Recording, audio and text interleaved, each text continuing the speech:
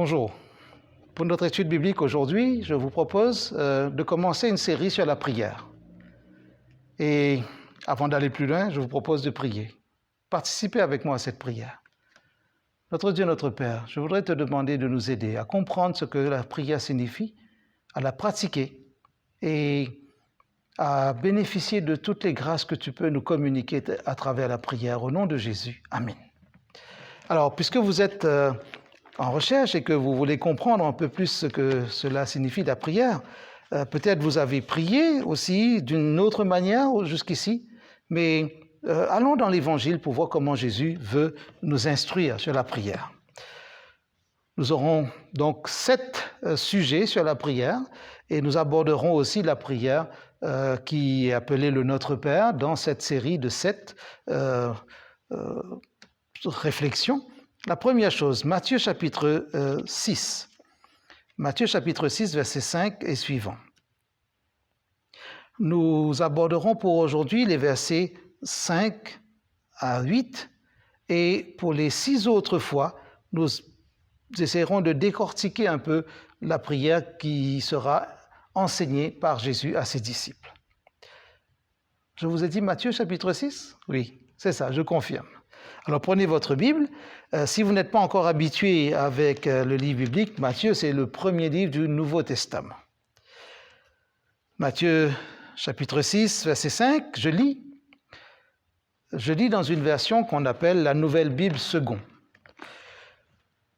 Lorsque vous priez, ne soyez pas comme les hypocrites, qui se plaisent à prier debout dans les synagogues et au coin des grandes rues pour se montrer aux gens. En vérité, je vous le dis, ils tiennent là leur récompense. Mais toi, quand tu pries, entre dans la pièce la plus retirée. Dans certaines versions, il est dit dans ta chambre. Ferme la porte et prie ton Père qui est dans le secret, et ton Père qui voit dans le secret te le rendra. En priant, ne multipliez pas les paroles comme les non-juifs, qui s'imaginent qu'à force de paroles, ils seront exaucés. Ne faites pas comme eux, car votre Père sait de quoi vous avez besoin avant que vous le lui demandiez. Alors nous comprenons que Jésus ne veut pas que nous prions n'importe comment.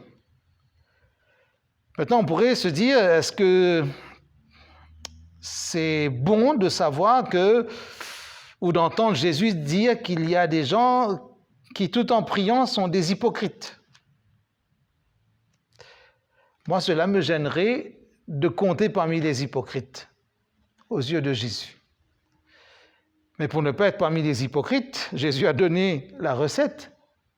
Voilà comment il ne faut pas faire pour ne pas être dans la catégorie des hypocrites.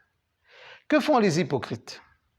Jésus dit, les hypocrites, ils se plaisent à prier debout dans les synagogues. Donc, à l'époque où Jésus s'exprimait ainsi, il est dans le contexte juif, où il y a des religieux, des gens qui sont importants ou qui se donnent de l'importance et qui prient debout dans les synagogues, qui prient de manière ostentatoire, de manière très visible, peut-être avec de grands mouvements de bras ou une tonalité qui change un peu de l'ordinaire, qui sort de l'ordinaire des autres personnes qui vont prier.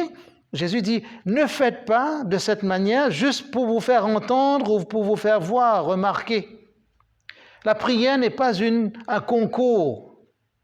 La prière n'est pas une compétition en termes de décibels. La prière n'est pas un concours de beauté. La prière n'a rien à voir avec le paraître. Il ne faut pas que les gens pensent, ils sont bien religieux parce qu'ils prient. Ils se tiennent toujours là, de manière à prier. En tout cas, ils sont bien visibles. Jésus dit non, ne faites pas cela. La première leçon que Jésus nous donne, c'est cela. Là, au carrefour, pour se montrer aux gens. En vérité, c'est le mot « amen » que Jésus emploie, parce que le mot « amen » dérive d'une racine qui veut dire ce qui est vrai, en tout cas la vérité, qui a un lien aussi avec... c'est la même racine qui va orienter vers le mot « foi », la fidélité, donc la vérité et la foi vont ensemble. Jésus dit, ils tiennent là leur récompense. C'est-à-dire, ils prient pour se faire voir, les gens les voient, c'est tout. C'est juste comme un acte religieux. Comme si Jésus sous-entendait qu'il n'y avait, là, en tout cas à l'époque où il parlait, aucun bénéfice, aucune récompense spirituelle. Ce n'est pas cela que vous cherchez, n'est-ce pas? Donc si vous êtes dans cette période où vous apprenez à prier, peut-être que vous priez autrefois d'une certaine manière, mais depuis que vous avez rencontré vos amis qui discutent de la Bible avec vous, depuis que vous lisez la Bible, permettez-moi l'expression, avec de nouvelles lunettes, c'est-à-dire une nouvelle manière de voir, entendez Jésus qui vous dit la prière ne se récite pas. La prière n'est pas composée des paroles d'une autre personne. La prière doit venir du fond du cœur. Regardez ce qu'il dit encore. Quand toi tu pries, entre dans ta chambre. C'est-à-dire quand tu veux t'exposer, au lieu d'aller t'exposer sur la place publique, au carrefour, au lieu de te montrer aujourd'hui, si Jésus parlait à notre époque, il aurait dit « Ne te montre pas en train de prier sur tous les réseaux sociaux. Ne te fais pas de selfie en prière.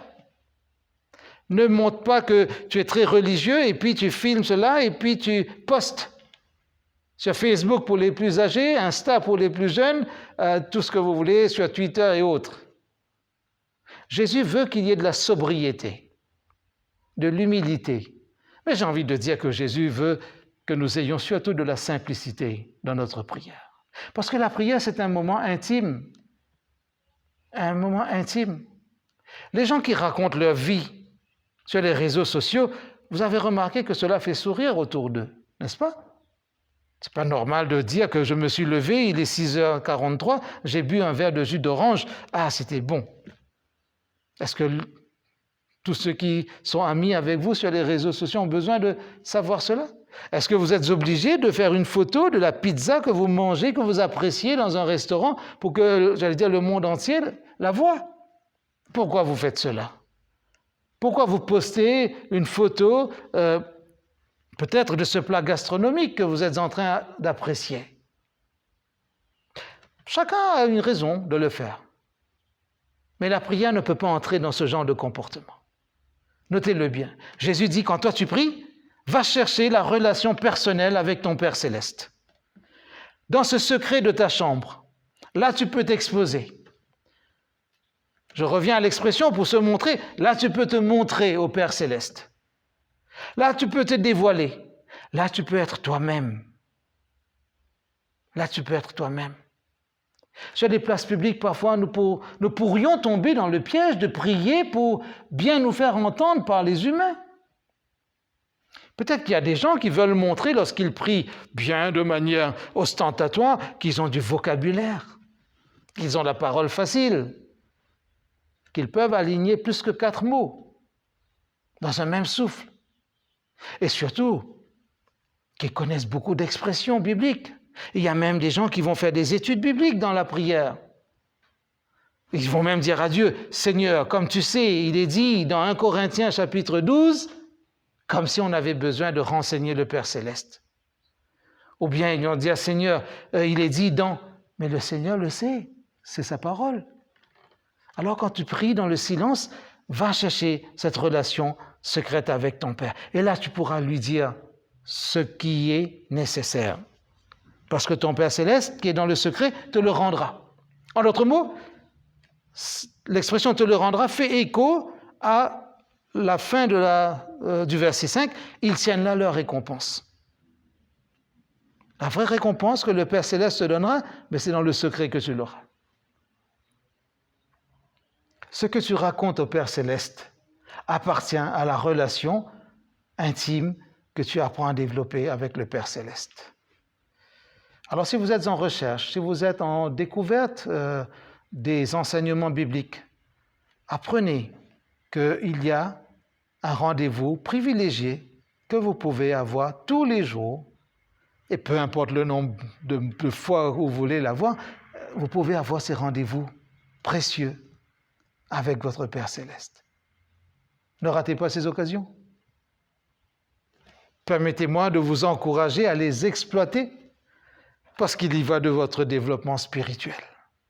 Encore une recommandation de Jésus. En priant, ne multipliez pas les paroles comme les païens ou les non-juifs. Alors, je ne sais pas. Moi, je ne suis pas né dans une famille juive. Donc, je me dis, je ne suis pas juif. Mais je peux le dire sans aucun complexe. Ce n'est pas une fatalité de naître sur un autre continent, dans une autre culture. C'est notre histoire. Mais qu'est-ce que Jésus a voulu dire? Attention, dans ces relations que les païens ont, c'est-à-dire ceux qui n'ont pas cette relation avec le Père, le Dieu, le Père céleste, le Dieu créateur, peut-être qu'il y a d'autres cultures religieuses où on peut prier beaucoup et longtemps. Il y a de longues prières, des litanies. Il y a des choses qui peut-être relèvent de l'ordre de la récitation. Une accumulation de mots, de phrases toutes faites. Et Jésus dit, non, ne faites pas cela. Ne multipliez pas les paroles. Ne pensez pas qu'à force de prier, Dieu va finir par vous exaucer. La prière, ce n'est pas cela. La prière, c'est aller droit au but. À force de paroles, certains pensent qu'ils vont être exaucés. Jésus dit non. Ce n'est pas la quantité qui fait la qualité. Donc, si vous êtes en train d'apprendre à prier, priez en allant à l'essentiel. Jésus dit, votre Père sait de quoi vous avez besoin avant que vous le lui demandiez. La prière, ce n'est pas un moment où nous cherchons à convaincre Dieu. La prière n'est pas un moment où nous cherchons à persuader Dieu. La prière n'est pas un moment où nous forçons Dieu à nous donner ce qui ne correspond pas à nos besoins. Si le mot « Père » est employé dans les instructions de Jésus, et nous allons conclure ici notre première leçon sur la prière, c'est que Jésus veut d'abord une relation. Je peux résumer tout cela en disant, pour notre première leçon, la prière est une relation privilégiée avec le Père céleste. Je le répète, la prière est une relation privilégiée avec le Père céleste. Bonne découverte dans la prière.